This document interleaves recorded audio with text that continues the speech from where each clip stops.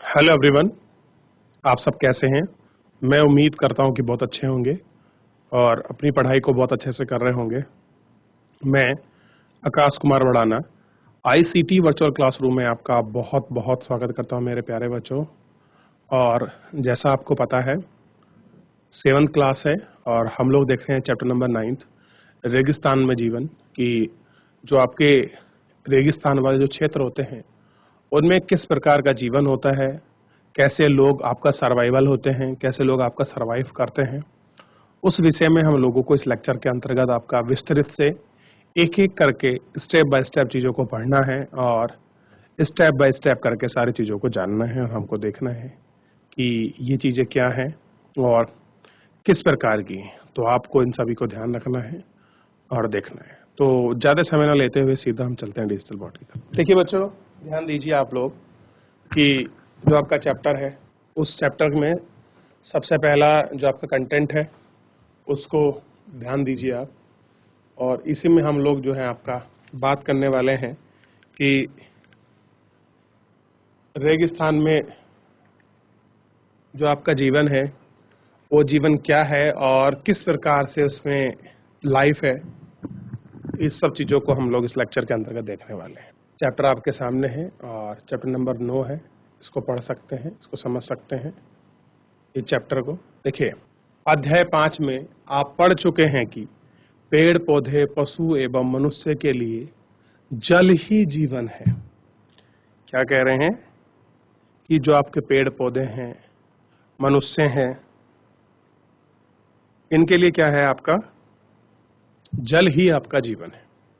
जहां पीने के लिए जल ना हो, मवेशियों को चराने के लिए घास ना हो एवं फसलों को उगाने के लिए जल ना हो, ऐसे स्थान पर किसी भी जीव के लिए जीवन कठिन होगा। अब देखिए, अगर चाहे कोई आपका पेड़ हो, पौधा हो, पशु हो, पक्षी हो, मनुष्य हो, अगर जल ही क्या है? हमारा जीवन है। यानी कि बिना जल के हम अपने जीवन की कल्पना नहीं कर सकते। तो यानी कि वायु और जल हमारे लिए सबसे दो इंपॉर्टेंट फैक्टर है। अब उसमें कह रहा है कि पीने के लिए हमको जल ना हो और जो आपके मवेशी हैं जंतु उनके लिए घास ना हो और फसलों उगाने के लिए आपका जल ना हो, तो ऐसे किसी भी स्थान पर जीवन कठिन होगा। भाई जहाँ जल नहीं है, पशुओं के लिए घास नहीं है, फसल नहीं उग सकती, तो वहाँ तो जीवन जीना ऑब्वियस बात है कि वो कठिन ही होगा और वहाँ बड़ा ही कठिन हो जाएगा। और वहाँ ऐसी जगह लाइफ को जीना मतलब एक अपने आप में बड़ा स्ट्रगल और बड़ा हार्टफुल होगा। अब हम विश्व के उन स्थानों के बारे में पढ़ेंगे जहाँ लोग अत्यधिक कष्टकारी तापमान भी जीना सीख चुके हैं। कहाँ पढ़ेंगे? ऐसी जगह कि जहाँ पर टेम्परेचर बहुत ज़्यादा है और लोग वहाँ अपने आप में क्या कर रहे हैं? सर्वाइवल कर रहे हैं। तो हम उनके जीने की जो चीजें हैं उनको सीख चुके हैं, किस प्रकार से उसको देखेंगे कि ये लोग आपका किस प्रकार से अपना जीवन जी रहे हैं। इनमें से कुछ स्थान आगे की तरह गर्म है तो कुछ बर्फ की तरह ठंडे हैं। कह रहे कुछ स्थान से ऐसे हैं जो आग की तरह क्या है? आपके गर्म है, तो कुछ कैसे हैं? आपके ठंडे हैं। ये विश्व के रेगिस्तानी क्षेत्र हैं। इन क्षेत्रों में कम वर्षा, विरल आपका वनस्पति, चरम तापमान होते हैं। ये वनस्पति कैसी होती है? विरल यानी कि हल्की होती है। तापमान कैसा होता है? बहुत हाई होता है। तापमान के आधार पर रेगिस्तान गर्म या ठंडा हो सकता है। कह रहे जो टेम्परेचर के बेस को अगर आप देखो तो तापमान हाई या कम हो सकता है। इन स्थानों में जहां कहीं भी थोड़ा बहुत जल उपलब्ध है वहां लोग कृषि करने के लिए बस गए हैं। और कह रहे हैं कि जहां जो भी कुछ चीज है वहां के लोग क्या हो गए हैं? आपका कृषि करने के लिए आपका उपलब्ध है और कृषि करने के लिए बस गए। यानी कि जहां आपका ठंडा गर्म हो, जल की उपलब्धता हो, तो वहां लोग क्या करते हैं कि अपनी लाइफ को जीने की चीजों के बारे में सोचते हैं और उसको देखते हैं कि किस तरह से यह लाइफ हम लोग अपनी जी सकते हैं, उनके विषय में। अब इसी में है गर्म रेगिस्तान सहारा। पहले तो आपको ध्यान रखना है कि जो सहारा मरुस्थल है ये विश्व का सबसे बड़ा रेगिस्तान है। सहारा मरुस्थल, मरुस्थल और रेगिस्तान का मतलब एक ही होता है, ध्यान रखना। कहीं आपका मरुस्थल लिखा जाता है, कहीं आपका रेगिस्तान लिखा जाता है। तो ज्यादातर हम लोग रेगिस्तान पढ़ते हैं। ठीक है, ठीक। अब देखिए, विश्व एवं अफ्रीका महाद्वीप के मानचित्रों को देखिए। उत्तरी अफ्रीका के बड़े भूभाग पर फैले सहारा के रेगिस्तान का पता लगाइए। यहाँ विश्व का सबसे बड़ा रेगिस्तान है और आपको पता लगेगा कि आपको क्या करना है, उत्तरी अफ्रीका देखना है। क्या देखना है? उत्तरी अफ्रीका आपको देखना है। ठीक, और आपको क्या पता लगेगा, वहां जो सहारा है वो मैदान आपको वहां का दिखाई देगा। ठीक है, तो आपको ये थोड़ा सा ध्यान रखना है। आगे देखिए, और देखिए यह विश्व का सबसे बड़ा रेगिस्तान है। और क्या कहा है कि ये विश्व का क्या है बच्चों? सबसे बड़ा आपका रेगिस्तान है। ऐसा है, विश्व का सबसे बड़ा रेगिस्तान है। यह लगभग 8.54 लाख वर्ग किलोमीटर क्षेत्र में फैला है। कह रहे कितने में फैला है बच्चों? ध्यान देना है, यह 8.54 लाख वर्ग किलोमीटर क्षेत्र में फैला है। क्या आपको याद है कि भारत का क्षेत्रफल 3.2 लाख वर्ग किलोमीटर है? और कह रहे हैं कि ये इसका भारत का क्षेत्रफल कितना है? 3.2 लाख वर्ग किलोमीटर है। अब बताइए, ये किससे भी बड़ा है? भारत से भी दुगुना बड़ा है, दुगुना, बल्कि कहेंगे आप 3 गुना बड़ा है। सारा रेगिस्तान 11 देशों में घिरा है। अल्जीरिया, चाड, मिस्र, तानिया, मोरक्को, नाइजीरिया, सूडान, टुनीसिया की 11 देशों में क्या है आपका जो है सहारा मरुस्थल जो है उसका एक्सपेंडिशन यानी कि एक्सपेंड हमको मिलता है। कितनी इस कंट्री है आपका? 11 कंट्रियों में ये हमको दिखाई देगा। ठीक है, कितने में? 11। तो ये सारे आपको ध्यान रखने हैं। आगे बढ़िए, रेगिस्तान के बारे में सोचते समय आपके मस्तिष्क में तुरंत ही रेत का दृश्य उभरता है। क्या उभरता है? कि जो रेत का आपका दृश्य है वो आपको उभरेगा। परंतु सहारा मरुस्थल बालू की विशाल परतों से ढका हुआ है। कह रहे कि रेत का दृश्य दिखाई देगा, लेकिन जो वहां मरुस्थल है इसमें बालू की जो विशाल परत है उनसे आपका ढका हुआ ये क्या दिखाई देगा? हमको नजर आएगा और हमको पूरा दिखाई देगा। नगन चट्टाने सतह वाली उथलित पठार भी पाए जाते हैं। और यहाँ की चट्टाने कैसी है? नंग है, और उथलित जो चट्टाने हैं वो भी हमको दिखा देती हैं। ये चट्टाने सतह कुछ स्थानों पर 25 किलोमीटर से भी ऊंची है। और कह रहे हैं कि उस जगह तो ये पौधा यहाँ जल्दी से आपको नहीं दिखाई देगा रेगिस्तान में। अब देखिए, रेगिस्तान के जो चित्र है उसको देख लीजिए कहाँ कहाँ पर पड़ता है। ये पूरा देखिए, ये रहा, मैं थोड़ा कलर चेंज कर लेता हूँ, येलो करता हूँ। कि देखिए, ये है पश्चिमी सहारा, अल्जीरिया, लीबिया, मिस्र, सूडान, चाड, नाइजर, माली, मर्तानिया। देखिए, इतने बड़े रीजन में जो पूरा क्षेत्र अभी घिरेगा बच्चों, कवर ऑफ हो जाएगा, तो मैं येलो येलो कर दूंगा, आपको दिखाई देगा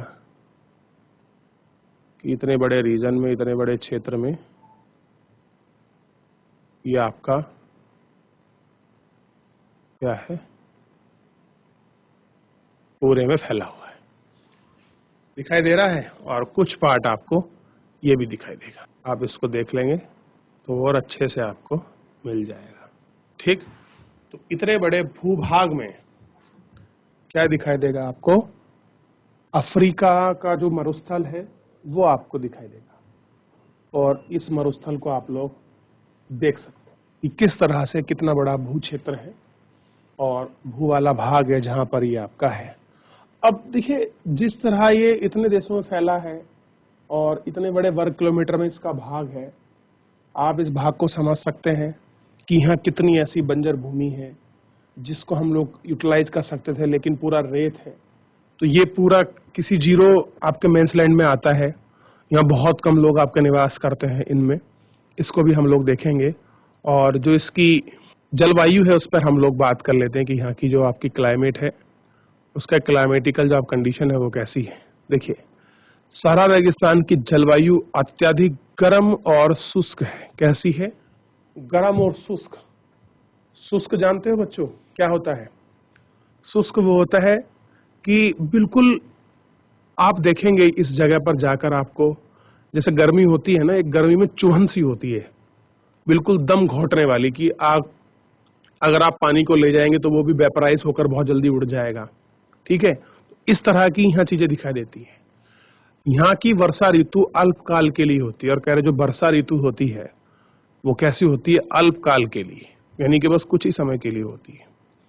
यहाँ आकाश बादल रहित एवं निर्मल होते हैं, यानी कि इसके ऊपर आपके बादल नहीं बनते हैं और बिल्कुल साफ होता है मामला। यहाँ नमी संचय होने की अपेक्षा तेजी से वाष्पीकृत हो जाती है। अब देखिए पानी में वेपराइजेशन होता है, लेकिन यहाँ वेपराइजेशन भी नहीं होता, क्योंकि वो तेजी से क्या होती है, वो भी आपका वेपराइज हो जाती है। ठीक, दिन में अविश्वसनीय रूप से गर्म होता है। कह रहे तुम यकीन नहीं कर सकते हो कि यहाँ दिन में कितना गर्म होता है। दिन के तापमान 50 डिग्री सेल्सियस से भी ऊपर होता है, यानी कि आप सोच के देखिए 50 डिग्री टेम्परेचर से भी ऊपर होता है यह तापमान, जिससे रेत एवं नग्न चट्टानें अत्यधिक मात्रा में गर्म हो जाती हैं। इसके ताप का वितरण होने से चारों तरफ सब कुछ गर्म हो जाता है। रातें अत्यधिक ठंडी हो जाती हैं और दिन में तापमान गिनकर हिमांक बिंदु से 0 डिग्री सेल्सियस तक पहुंच जाता है। अब समझिए, दिन में कहाँ चला गया? पहले 50 चला गया। रात में आपकी चट्टाने हैं, नगन है, तो अत्यधिक गर्म होगा, विकिरण चारों तरफ आपकी फैलेगी, और फिर जब वो जाएंगे तो वो क्या होगी? रिड्यूस करेंगी, तो फिर क्या होगा? एकदम से टेम्परेचर गिरेगा। तो इसलिए प्रश्न बनता है कभी कभी कि रेगिस्तानों की दिन बड़े गर्म और रातें बड़ी ठंडी होती हैं, ऐसा क्यों? तो हीट के कंडेंसेशन के कारण, उष्मा कारण होता है। तापमान गिनकर हिमांक बिंदु लगभग 0 सेल्सियस पे पहुंचता है, यानी कि 0 डिग्री टेम्परेचर होता है, यानी कि बहुत ठंडा भी हो जाता है रात में। अब देखें वनस्पति जात एवं आपके प्राणी जात, कौन कौन सी वनस्पति मिलती है और कौन कौन से प्राणी मिलते हैं, इनको हम लोग एक बार देख लेते हैं कि कौन कौन से प्राणी, कौन कौन सी लोग हैं, मतलब कैसे लोग यहाँ आपका निवास करते हैं, किस प्रकार की वनस्पति हैं जो आपके यहाँ पाई जाती हैं। आइए इसको देख लेते हैं, और हमको बहुत सारी चीजें भी क्या होंगी इसमें बिल्कुल स्पष्ट रूप से आपको क्लियर हो जाएंगी। आइए इसको देखते हैं। सहारा रेगिस्तान की वनस्पतियां में कैक्टस, खजूर के पेड़, एकोसिस पाए जाते हैं। यहाँ कुछ स्थानों पर मरु उद्यान खजूर के पेड़ों से घिरे हुए हरित द्वीप भी पाए जाते हैं। कुछ आपको हरित, आपको द्वीप या इस प्रकार की चीज मिलेंगी। ऊंट, लकड़बग्गा, सियार, लोमड़ी, बिच्छू, सांप की विभिन्न प्रजातियां एवं छिपकली यहाँ प्रमुख रूप से जीव जंतु हैं। कह रहे ये ऊंट है, लकड़बग्गा है, सियार है, लोमड़ी है, बिच्छू है, ये सब चीजें क्या होती हैं, यहाँ आपको देखने के लिए आपका मिलेंगी। देखिए ये मरुद्यान है, इन मरुद्यान को आप लोग देख सकते हैं, आप इनको समझ सकते हैं कैसे पेड़ पौधे हैं, इन सब चीजों को आप लोग देखिए। ठीक है, तो इस तरह से ये आपको दिखाई देगा और ये आपको मिलेगा। अब इस तरह के लाइफ में बताइए, जहाँ इतना रेगिस्तान हो, कोई स्पेशल आपकी वनस्पति ना हो, कोई जहाँ पर टेम्परेचर बहुत ज्यादा हो, जहाँ जीवन अस्त व्यस्त सा लगे, जहाँ लोगों का निवास ना हो, क्या ऐसी जगह जीवन रहना, या कहिए कि क्या आपके जीवन की कल्पना करना कोई आसानी है और असाधारण काम है? तो मेरे लिए तो शायद नहीं है, क्योंकि ऐसी जगह जीवन जीना बहुत कठिन है। आइए यहाँ के लोगों के बारे में और यहाँ की स्थिति के बारे में थोड़ा सा अवलोकन करते हैं। सहारा रेगिस्तान की कष्टकारी जलवायु में विभिन्न समुदाय के लोग निवास करते हैं। कह रहे सहारा रेगिस्तान की जो कष्टकारी जलवायु है, इसमें बहुत सारे लोग जो है आपका निवास करते हैं, जो विभिन्न क्रियाकलापों में भाग लेते हैं। कह रहे कि अलग अलग प्रकार की एक्टिविटी है जो उनमें भाग लेते हैं। इनमें बोदोईनाई और तुआरेंग भी शामिल हैं। चलवासी जनजाति वाले लोग बकरी, भेड़, ऊंट एवं घोड़े जैसे पशुधन पाले जाते हैं। क्या पाए जाते हैं? ऊंट है, बकरी है, भेड़ है, ये सब लोग इसमें पाले जाते हैं। इनमें से दूध इनमें से लोगों को दूध मिलता है। कह रहे यही वो पशु हैं जिनसे लोगों को क्या मिलता है, आपका दूध मिलता है। इनकी खाल से पेटी, जूते, पानी की बोतल बनाने के लिए चमड़ा प्राप्त किया जाता है तथा पशुओं के बालों का उपयोग कटाई, कालीन, पेड़ तथा कंबल बनाने के लिए होता है। धूल भरी आंधियों एवं गर्म वायु से बचने के लिए लोग भारी वस्त्र पहनते हैं। किस तरह से कि लोगों पे क्या हो, आपका गर्म वायु आपकी प्रभाव ना करे। आप देखिए जहाँ आपकी गर्म वायु होती, शुष्क होती, वहाँ के लोगों के जो बॉडी का जल है वो बहुत जल्दी खर्च होता है और आपका डिहाइड्रेशन की जो आपकी समस्या है वो आपका बन जाती है। ठीक, और धूल भरी जो है आपकी जो आंधी है वो भी चलती है। सहारा के मरुस्थान एवं मिस्र की नील घाटी के लोगों को निवास करने में मदद मिलती है। जो आपकी नील नदी है उसकी घाटी में जो लोग हैं उन लोगों को उस नील नदी की वजह से वह निवास करने में बड़ी हेल्प मिलती है। यहाँ जल की उपलब्धता होने से लोग खजूर के पेड़ उगाते हैं। यहाँ चावल, गेहूं, सेम जैसी फसलें भी उगाई जाती हैं। यानी कि नील नदी का जो आपका रीजन है, जो उसकी घाटी, जो उसका वैली वाला जो क्षेत्र है, जो उसका बेसिन है, उसमें इस तरह के एग्रीकल्चर होते हैं।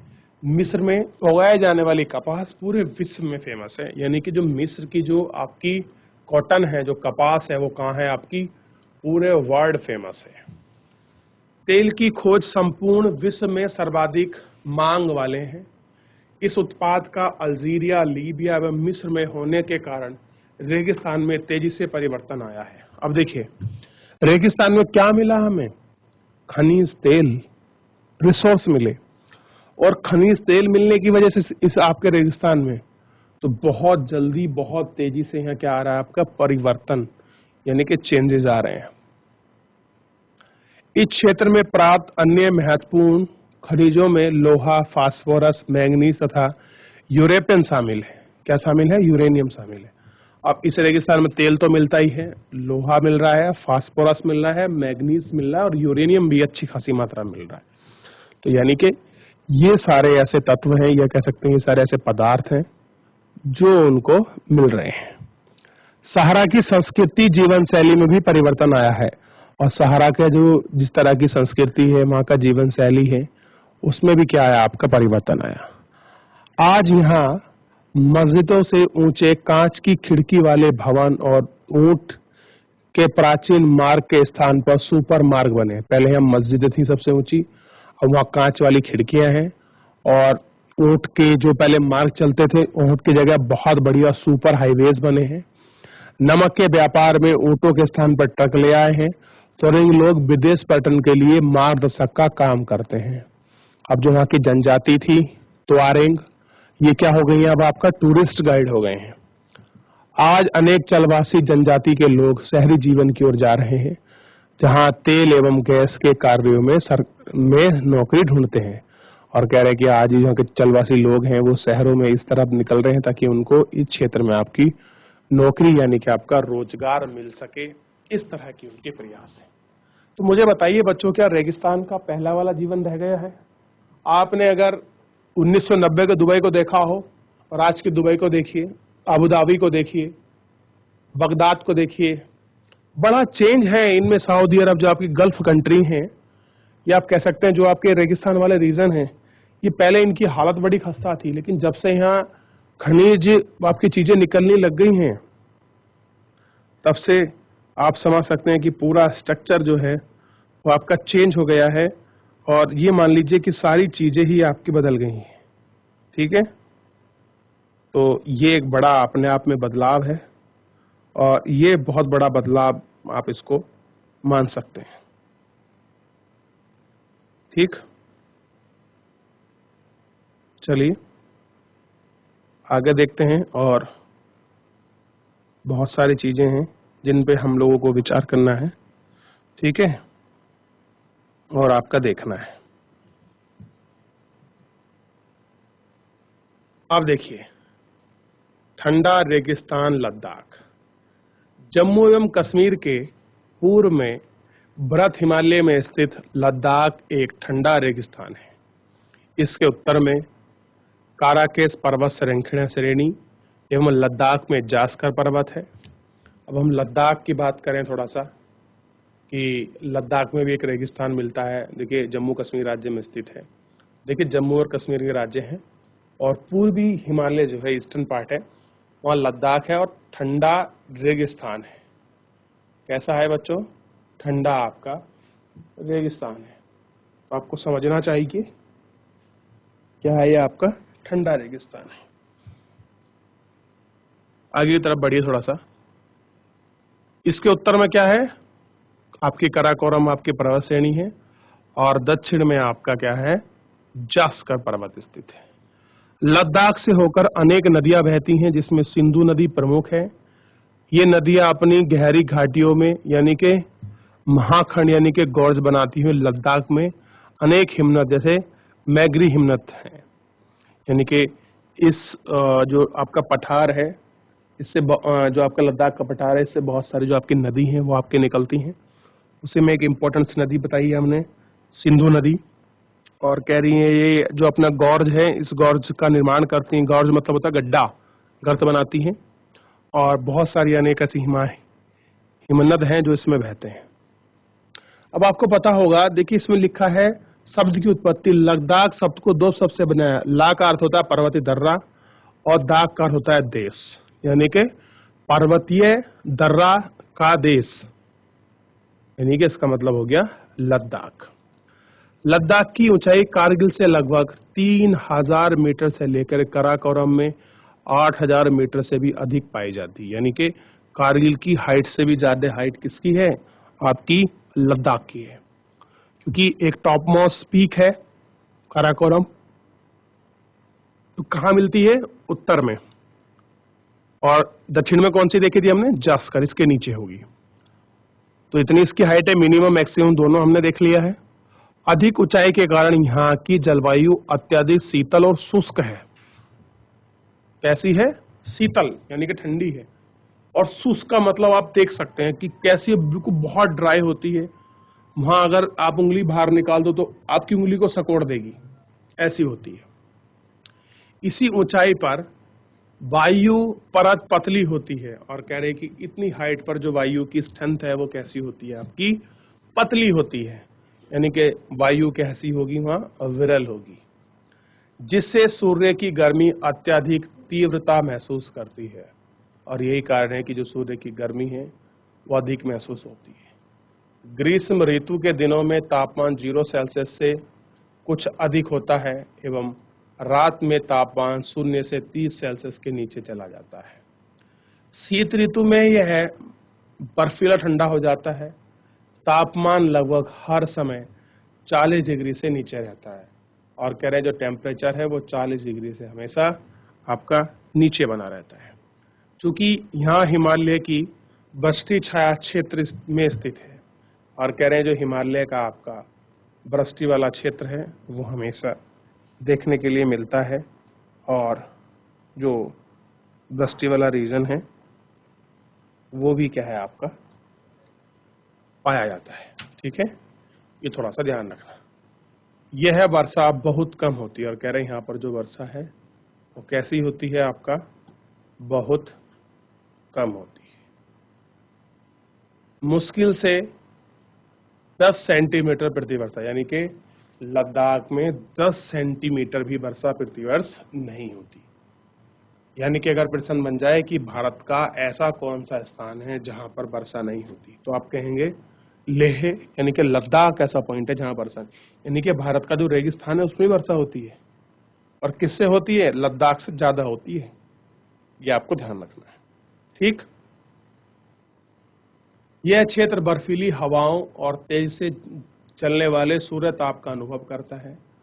यहाँ जानकर आपको आश्चर्य होगा कि यदि सूर्य की धूप इस तरह से बैठती है कि आपके पैर छाया में हो जाएंगे, तो आप एक साथ ही एक समय में उष्मघात और तुषार उपघात से ग्रसित हो सकते हैं।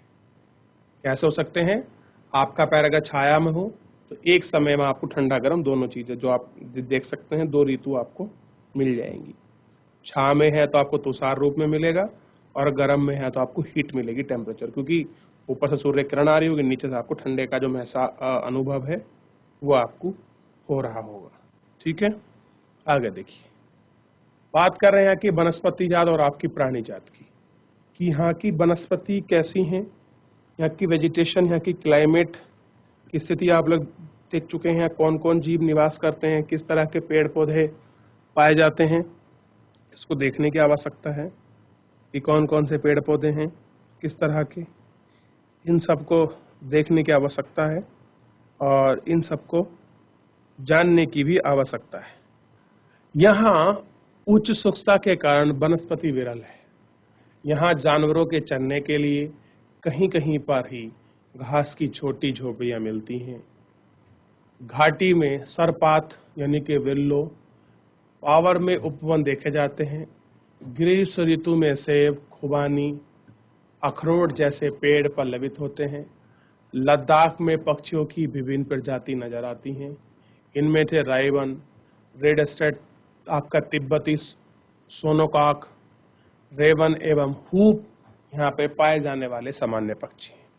इनमें से कुछ पक्षी प्रवास पक्षी भी हैं। प्रवास का मतलब होता है जो आपका एक विशेष मौसम या ऋतु में आपके पक्षी आते हैं फिर उसके बाद चले जाते हैं।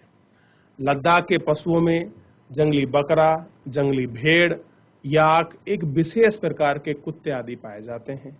इन पशुओं में दूध, मांस, खाल प्राप्त करने के लिए पाला जाता है। यानी कि इनको क्यों पालते हैं? क्योंकि इन पशुओं से आपको दूध मिल सकता है, मांस मिल सकता है, खाल मिल सकती है, इसलिए क्या होता है, इनको आपका पाला जाता है। ठीक है, याक के दूध का उपयोग पनीर और मक्खन बनाने के लिए किया जाता है। देखिए, जो याक है उसके दूध का उपयोग होता है पनीर और मक्खन बनाने के लिए। भेड़ एवं बकरी के बालों का प्रयोग ऊन बनाने के लिए किया जाता है। किसके लिए? ऊन बनाने के लिए। अब बात करेंगे लोगों की कि किस तरह से लोग वहाँ रहते हैं, किस तरह से इम्प्लीमेंट करते हैं, क्या चीज़ें हैं, ये आपको थोड़ा देखना होगा। क्या आपको लद्दाख एवं तिब्बत तथा मध्य एशिया व निवासियों के बीच कोई समानता पाई है? कह रहे लद्दाख में और तिब्बत के जो लोग हैं उनमें कोई ऐसी आपको सिमिलरिटी है, कोई आपको मिली है क्या? उसकी बात कर रहा हूँ। यहाँ के लोग, अधिकांश लोगों तो मुसलमान हैं या बौद्ध हैं। अब दो ही चीज़ें हैं, ये सिमिलरिटी यहाँ के जितने भी लोग हैं या तो मुस्लिम धर्म को मानते हैं या फिर आपका बौद्ध में। वास्तव में लद्दाख क्षेत्र अनेक बौद्ध मठों यानी कि परंपरागत गोपा के साथ स्थित है। कुछ प्रतिष्ठित मठ हैं यहाँ, हेमिस, थिक्से, सो एवं लामा यूरो, ये ऐसे बौद्ध मठ हैं। आप इनको देख भी सकते हैं, ये आपको बौद्ध मठ आपको दिखाई देंगे। देखिए, सबसे पहले आप बौद्ध मठ को समझ लीजिए क्या होता है।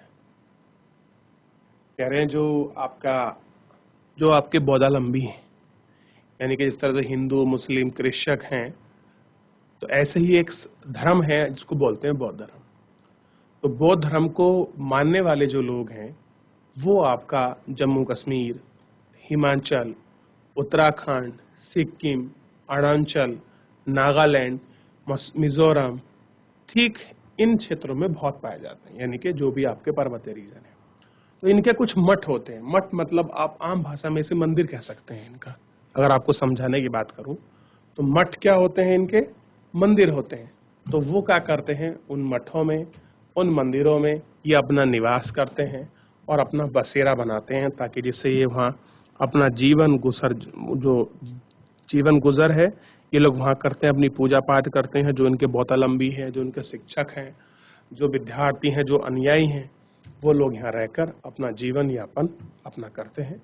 तो इस तरह से बहुत सारे मठ आपको लद्दाख में, जम्मू कश्मीर में, आपको पर्वतीय क्षेत्रों में रहने के लिए मिलेंगे, जो यहाँ अपना जीवन जीते हैं। तो आज हमने बच्चों रेगिस्तान के जीवन को देखा, सहारा की जलवायु और स्थिति को पढ़ा। उसी के चीज़ हमने अपना एक छोटा सा कंपेयर किया अपन लद्दाख के अंतर्गत कि कैसे उसकी लाइफ स्टाइल है, कैसे उसकी क्लाइमेट है, कैसे उसमें वेजिटेशन पाई जाती है, कैसे उसमें लोग आपके सर्वाइवल है, कैसे आपके एनिमल मिलते हैं। इन सब चीज़ों को हम लोगों ने आपका 1 to 1 करके आपका डिस्कस किया।